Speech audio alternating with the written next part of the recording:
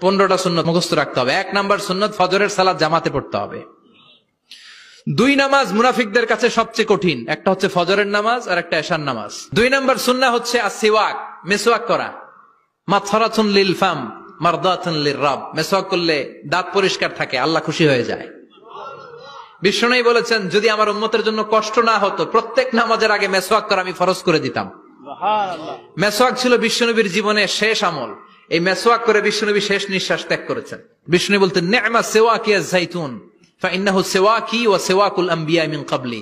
যাইতুনের ডালের মেসওয়াক কতই না ভালো, কারণ এটা দিয়ে আমিও মেসওয়াক করি, আমার আগে সব নবীরাই যাইতুনের ডাল দিয়ে মেসওয়াক করেছে। সুবহানাল্লাহ। 3 নাম্বার হচ্ছে দুহুন, তেল মালিশ করবেন। বিশ্বনবী যাইতুনের তেল চুলে আর গায়ে দিতেন। বিশ্বনবী বলতেন ওয়াদাহিনু ফাইন্না ফিত তাদহিনি বারাকাত, তেল খাও, তেল দাও, তেল মালিশ করো, তেলের ভেতরে আল্লাহ বরকত ঢুকাইয়া দিছে। সুবহানাল্লাহ। 4 নম্বরে আত্তিব, জুমার দিনে সুগন্ধি লাগিয়ে যাওয়া সুন্নাত। বিশ্বনবী বলতেন এই দুনিয়ার 3টা জিনিস আমার কাছে সবচাইতে প্রিয়। হুব্বিবা ইলাইয়া মিন দুনিয়াকুম সালাস, 1 হচ্ছে আন-নিসা, নারীদেরকে আমি পছন্দ করি। 2 হচ্ছে আত্তিব, সুগন্ধি লাগাতে আমি পছন্দ করি। বিশ্বনবীর কেউ সুগন্ধি হাদিয়া দিছে, বিশ্বনবী নেয় নাই, এরকম কোন ঘটনা ঘটে নাই। আল্লাহু আকবার। আবার বিশ্বনবী বলতেন আরবাউন মিন সুনানিল মুরসালিন, 4টা সুন্নাত সব নবীদের সুন্নাত। 1 নম্বরে আল হায়া মানে লজ্জা। আরেক বর্ণনা এসেছে আল খিতান মানে সুন্নাতে খাতনা, এটা সব নবীদের ছিল। আর সেওয়াক, সব নবীরা মেসওয়াক করেছেন। আত্তিব, সব নবীরা আতর লাগিয়েছেন। আর নিকাহ, সব নবীরা বিয়েও করেছেন। চিল্লায় পড়েন আল্লাহু আকবার। আল লিবাস আহসানাস সিয়াব, সুন্দর জামা পরা, নট নেসেসারি যে নতুন জামা হতে হবে, পুরাতন জামাও ধুয়ে আয়রন করে পরলে একটা সৌন্দর্য আছে না নাই? ইন্নাল্লাহা জামিল ওয়া ইউহিব্বুল জামাল, আল্লাহ নিজে সুন্দর, সৌন্দর্যকে আল্লাহ পছন্দ করেন। এরপরে ইকসারুস সালাহ আলান নবী, বিশ্বনবীর উপর বেশি বেশি দুরূদ পড়া। বিশ্বনবী বলতেন জুমার দিন শ্রেষ্ঠ দিন, এই দিন আমার উপর বেশি বেশি দুরূদ পড়ো। ফাইন্না সালাতাকুম মা'রুদাতুন আলাইয়া, কেননা তোমরা যে আমার উপর দুরূদ পড়ো, আমি মরে যাওয়ার পরে এই দুরূদগুলো কে পাঠিয়েছে তার নাম, তার বাবার নাম সহ ফেরেশতারা আমার কবরে দিয়ে আসে। সুবহানাল্লাহ।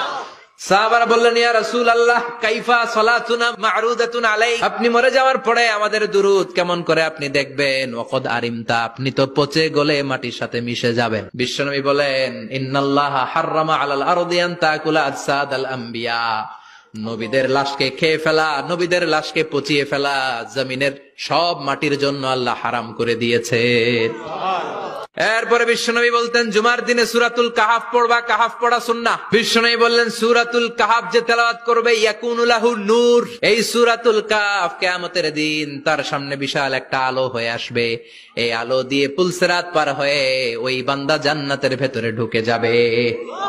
আবার বিশ্বনবী বলেন যারা সূরাতুল কাহাফের প্রথম 10 আয়াত তেলাওয়াত করবে জুমার দিন, শেষের 10 আয়াত যারা জুমার দিন তেলাওয়াত করবে, দাজ্জালের ফিতনা থেকে তাদেরকে মুক্ত রাখবে কে? এরপর তাবকির ইলাল মসজিদ, মসজিদে আগে আগে যাওয়া সুন্নত। আগে যিনি যাবে উনি কি পাবে? তারপরে গরু, তারপরে বকরি, তারপরে মুরগি, মুরগির পরে ডিম না আন্ডা? আন্ডা। আল মাশিউ আলাল ইকদাম, বিশ্বনবী বললেন হেঁটে হেঁটে জুমার নামাজে যাওয়া সুন্নাহ। প্রতি কদমে কদমে আমলনামায় সওয়াব দিয়ে দিবে কে?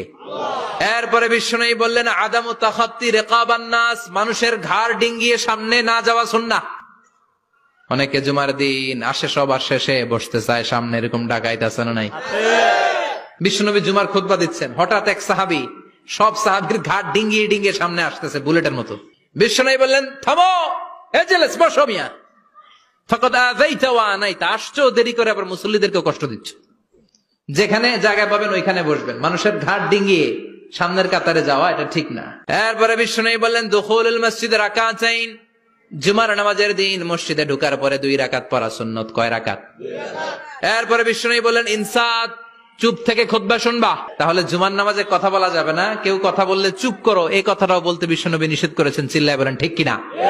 এরপরে মজার একটা কথা বিশ্বনবী বলেছেন জুমার নামাজ পড়তে যে যদি কারো ঘুম আসে জায়গা চেঞ্জ করে বসো। পুরো মসজিদের ডানে বায়ে রহমতে ঠাসা, খালি ঘুম আর ঘুম, আছে না নাই? ঘুম আসলে কি করবেন? উঠে যাবেন, উঠে জায়গা চেঞ্জ করবেন, পানির ঝাপটা দিবেন, ঘুম দূর করে দিবে কে? তারপরে বিশ্বনবী বললেন জুমার দিন দোয়া করলে কবুল হয়। এটা কখন? অনেক ইখতিলাফ আছে, বেশিরভাগ মুহাদ্দিসিন বলেছেন জুমার দিন আসরের নামাজের পর থেকে মাগরিবের আগ পর্যন্ত, বিশেষ করে মাগরিবের আগের আধা ঘন্টা, এই সময় আল্লাহর কাছে বান্দা যদি কিছু চায় এই দোয়া আল্লাহ ফিরিয়ে দেয় না। এই 15টা সুন্নাত আমল করা যাবে তো? সবাই রাজি?